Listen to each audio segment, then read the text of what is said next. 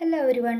നമ്മളിന്ന് നോക്കുന്നത് call Heinrich മാർക്സിൻ്റെ അതായത് കാൾ മാർക്സിൻ്റെ the fetishism of commodities and the secret thereof എന്ന് പറഞ്ഞ ഒരു എസ്സേ ആണ്.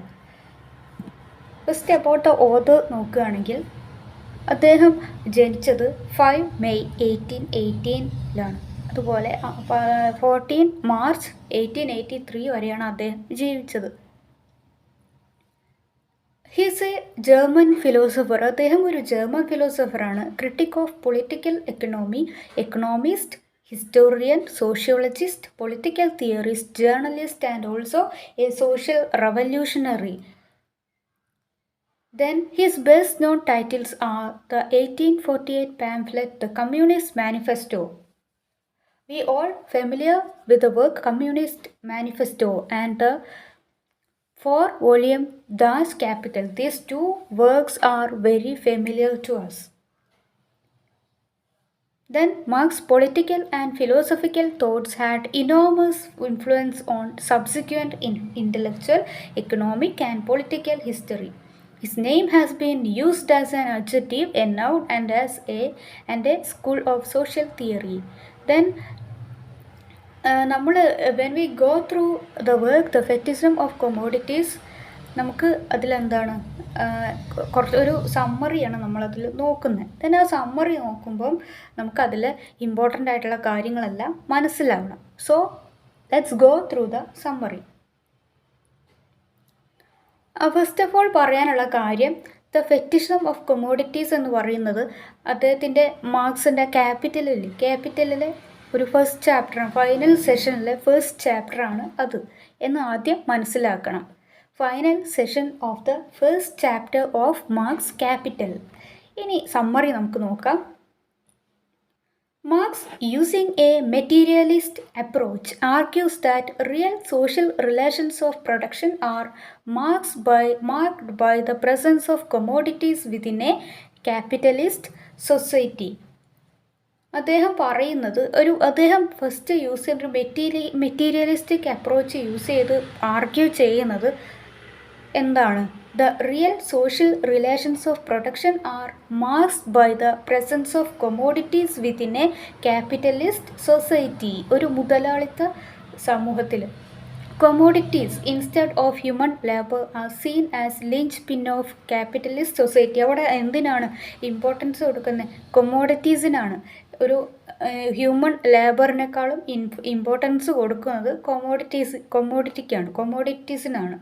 This view ultimately brings about the mystification of the real social realities.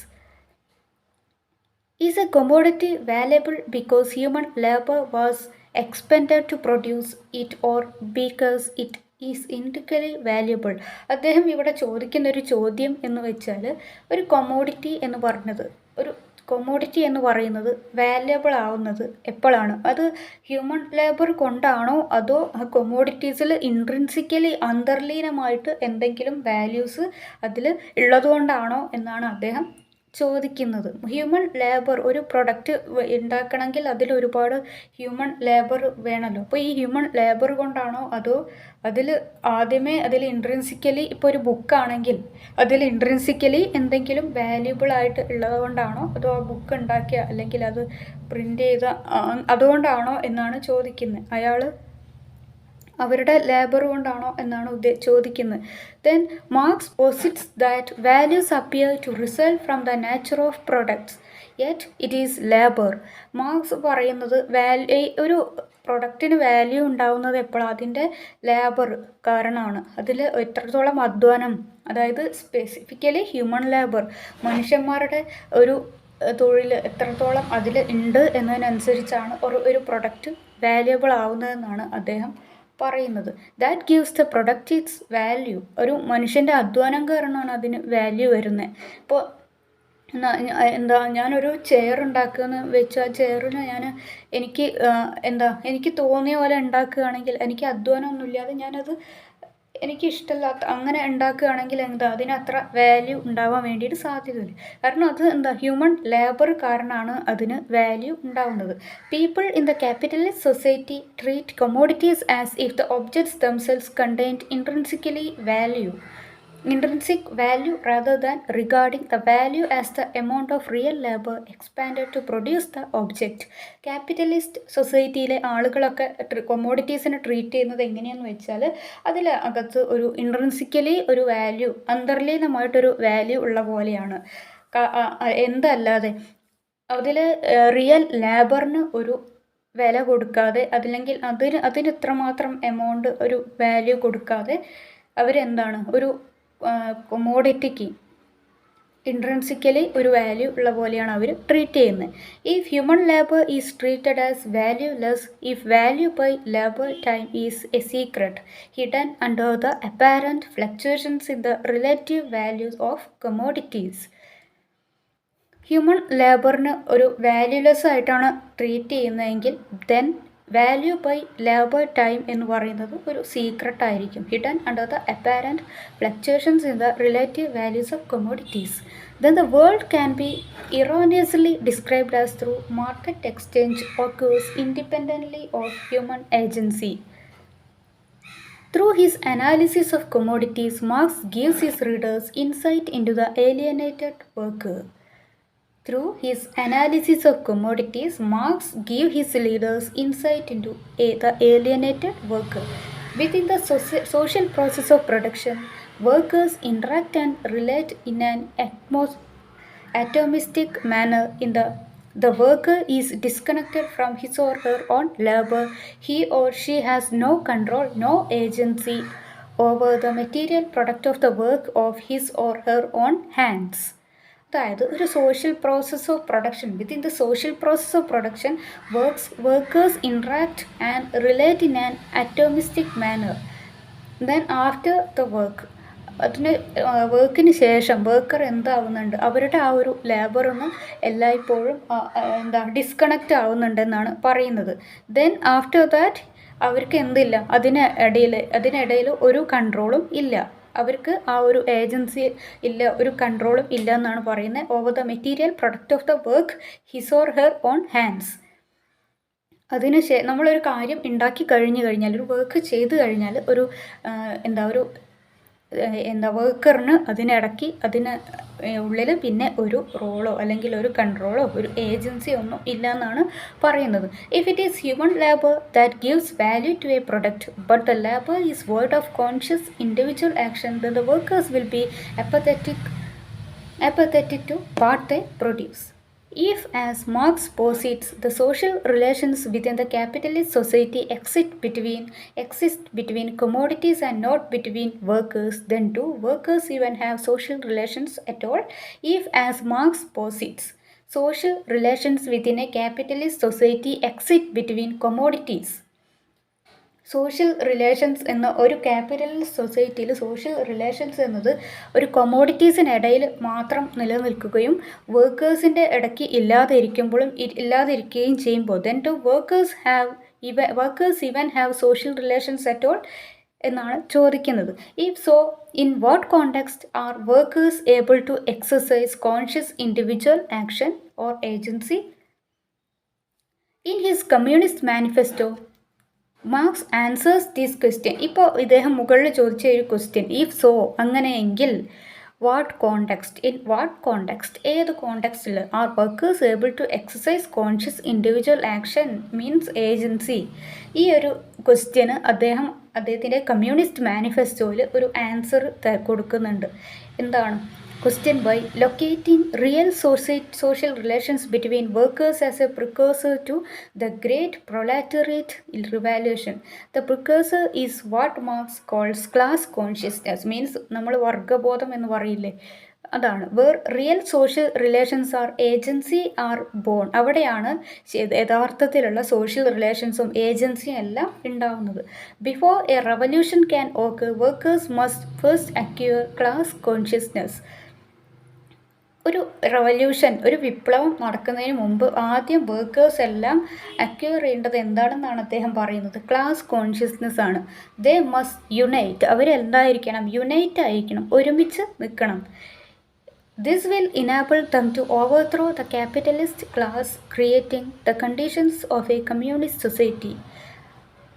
അത് അങ്ങനെ അവർ ഒരുമിച്ച് യുണൈറ്റായി നിന്ന് കഴിഞ്ഞാൽ അവർക്ക് എന്ത് ഹെൽപ്പാകും? അത് ക്യാപിറ്റലിസ്റ്റ് ക്ലാസ്സിനെ ഓവർത്രോ ചെയ്യാൻ കഴിയും. അതുപോലെ ഒരു communist society create in the conditions of a communist society ഉണ്ടാക്കാനും കഴിയും.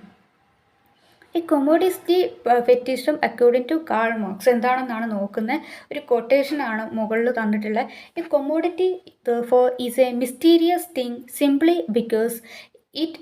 because in it the social character of men's labor appears to them as an objective character stamped upon the product of that labor, because the relation of the producers to some social subtotal of their own labor is presented to them as a social relations existing not between themselves but between the products of their labor. This is the reason why the products of labor become commodities. To find an analogy, we must have recourse the least developed regions of the religious world. In that world, the productions of human brain appear as independent beings endowed with life and entering into relation both with one another and human race. So it is in the world of commodities with the products of men's hands. This I call the fetishism which attaches itself to the products of labour. Karl മാർക്സിൻ്റെ capital volume 1 ഒരു കോട്ടാണ് മുകളിൽ കൊടുത്തിട്ടുള്ളത്. ഇതിൻ്റെ ചില ലൈൻസെങ്കിലും അല്ലെങ്കിൽ first ലൈനൊക്കെ അല്ലെങ്കിൽ ഈ line തന്നെ 2-3-4 പ്രാവശ്യം വായിച്ചു കഴിഞ്ഞാൽ നമ്മളെ മനസ്സിൽ നിൽക്കും. സോ ഇത്രയും കാര്യങ്ങളാണ് നമുക്ക് the fetishism of commodities and the secret thereof എന്നതിൽ നമ്മൾ നമുക്ക് മനസ്സിലാക്കാനുള്ള കാര്യങ്ങൾ. ഓക്കെ, ദെൻ നമ്മൾ പറഞ്ഞ കാര്യങ്ങളൊക്കെ നമുക്ക് ഒന്നുകൂടി സമ്മറൈസ് ചെയ്ത് പറഞ്ഞു നോക്കാം. എന്തൊക്കെയാണ് ഈ ഒരു ഫെറ്റിഷം എന്നതിൽ അദ്ദേഹം പറഞ്ഞിട്ടുള്ളതെന്ന്. ഒരു മെറ്റീരിയലിസ്റ്റിക് ആയിട്ടുള്ള ഒരു അപ്രോച്ച് യൂസ് ചെയ്തിട്ട് ഒരു മുതലാളിത്ത സമൂഹത്തിലെ ഒരു കൊമോഡിറ്റീസിൻ്റെ സാന്നിധ്യത്തിൽ ഉൽപ്പാദനത്തിൻ്റെ യഥാർത്ഥ സാമൂഹിക ബന്ധങ്ങൾ എങ്ങനെ മറയ്ക്കപ്പെടുന്നതെന്നാണ് അദ്ദേഹം വാദിക്കുന്നത്. മീൻസ് നമ്മളെ മെൻസ് ലേബർ മനുഷ്യാധ്വാനത്തിന് പകരം കൊമോഡിറ്റീസ് ആണ് ഈ മുതലാളിത്ത സമൂഹത്തിൽ, അതായത് ക്യാപിറ്റലിസ്റ്റ് സൊസൈറ്റിയിൽ ഒരു ലിഞ്ച് പിൻസ് ആയിട്ട് കാണപ്പെടുന്നത്.